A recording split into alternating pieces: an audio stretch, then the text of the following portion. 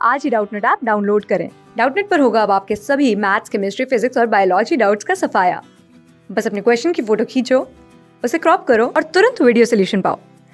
Download now.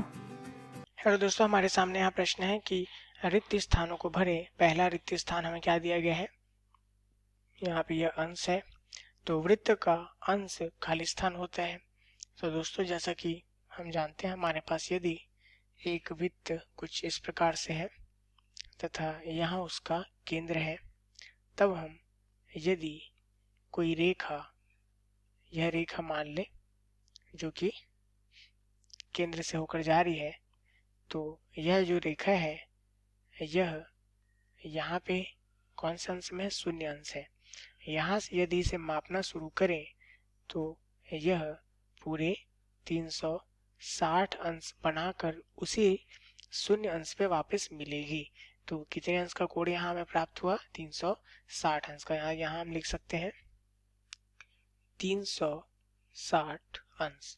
अब बोला गया है कि अर्धवृत्त का अंश माप क्या होगा।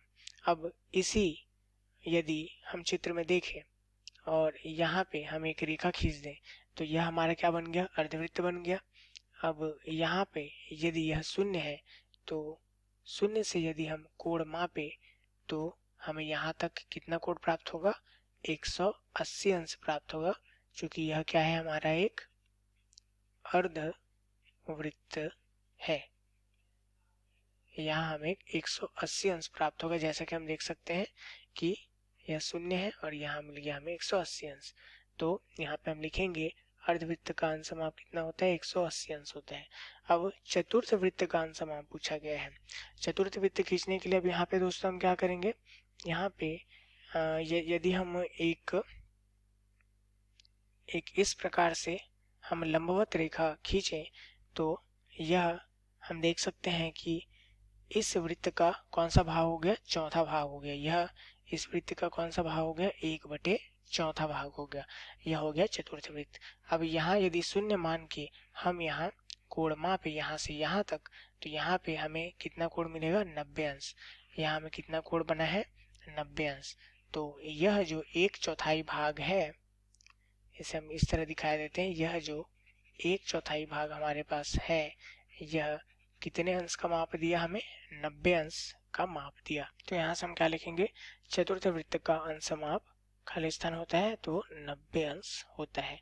अब दिया गया है कि 3 असंरेख बिंदुओं से होकर अधिक से अधिक कितने वृत्त जा सकते हैं। दोस्तों, यदि हमारे पास 3 असंरेख बिंदु है तो यदि हमारे पास यहाँ एक असंरेख बिंदु ए है, यहाँ एक असंरेख बिंदु बी है, यहाँ एक बिंदु सी है, तीनों आपस में क्या है, असंरेख है, अर्थात एक रेखा से होकर नहीं जाती। तो यहाँ पे यह तीनों बिंदु यदि इस वृत्त की परिधि पे है, अर्थात इस वृत्त से होकर जा रहे हैं, और यहाँ पे यदि हम देखें तो यह कितनी दूरी पर है, त्रिज्या के दूरी पर है। मतलब कितनी दूरी पर हुए, r दूरी पर हो गए। अब दोस्तों, यहाँ हम देख सकते हैं कि केंद्र से तीनों बिंदुओं को समान दूरी पर हमने लिया, तभी यह वृत्त के परिधि पर स्थित है। अब यदि ये तीनों बिंदु किसी अन्य वृत्त के परिधि पर हो, उसके लिए क्या होना चाहिए कि समान त्रिज्या अर्थात समान दूरी पर केंद्र से होना चाहिए। और एक त्रिज्या के कितने वृत्त हो सकते हैं, एक त्रिज्या के एक वृत्त होंगे, एक त्रिज्या के केवल एक ही वृत्त होंगे, अर्थात हमें सिर्फ और सिर्फ यही एक वृत्त ऐसा मिलेगा जिसमें यह तीनों असंरेख बिंदु होकर जाएंगे। तो यहाँ पे हम क्या लिखेंगे कि 3 असंरेख बिंदुओं से होकर अधिक से अधिक एक वृत्त खींचे जा सकते हैं। उम्मीद है आप लोग को यह सवाल समझ में आया होगा। धन्यवाद। क्लास 6 से 12 से लेके नीट, IIT, JEE मेंस और एडवांस के लेवल तक 10 मिलियन से ज्यादा स्टूडेंट्स का भरोसा। आज ही डाउनलोड करें डाउटनेट ऐप या व्हाट्सएप कीजिए अपने डाउट्स 8400 400 400 पर।